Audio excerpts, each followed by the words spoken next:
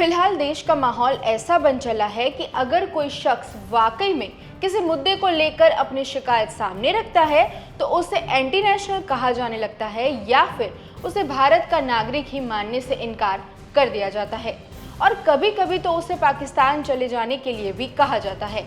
हाल ही में दिल्ली से 12वीं कक्षा के स्टूडेंट वेदांत श्रीवास्तव के साथ कुछ ऐसा ही हुआ। वेदांत ने सवाल उठाया था कि उन्हें जो आंसर शीट सीबीएसई की ओर से मिली है वो उनकी आंसर शीट नहीं है। बस इस सवाल पर डीडी न्यूज के वरिष्ठ पत्रकार अशोक श्रीवास्तव ने कह दिया कि वेदांत पाकिस्तानी है।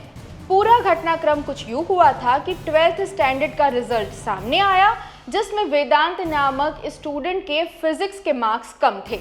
इसी के चलते उसने री इवैल्यूएशन के लिए अपनी आंसर शीट मांगी थी, लेकिन वेदांत को मिली आंसर शीट उनकी नहीं थी।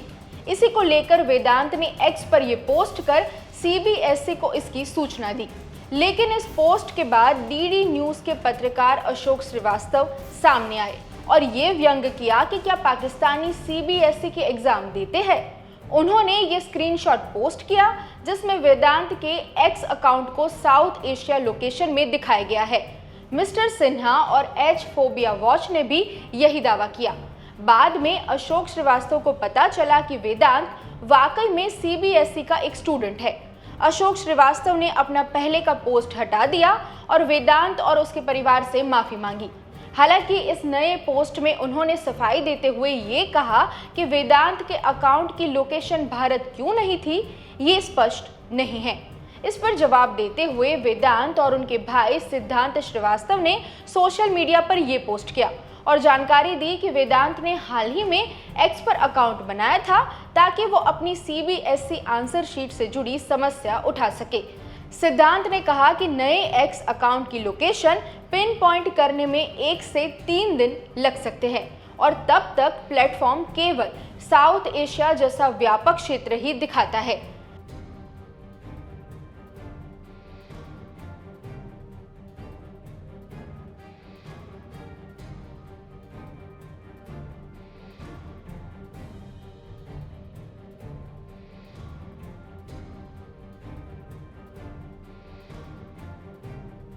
एबीपी न्यूज़ ने वेदांत के घर पर जाकर उससे बातचीत भी की थी। तो मतलब जब मैं एग्ज़ाम देके आया तो मेरा एकदम अच्छा हो गया था कि मेरा एग्ज़ाम मेरा अच्छा गया है।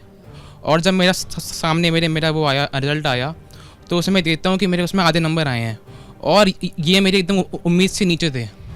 और इसकी जब मैंने मतलब 20 को मैंने इसके लिए अप्लाई किया मतलब आंसर शीट के लिए, तो ये कल मेरे पास ही आई है शीट ऑनलाइन।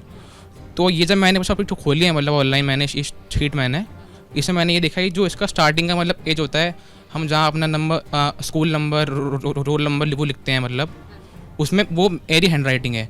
लेकिन जब मैं नीचे आता हूँ मतलब इसके जहाँ से मतलब क्वेश्चन स्टार्ट होते हैं और मेरी हैंड राइटिंग ही नहीं है।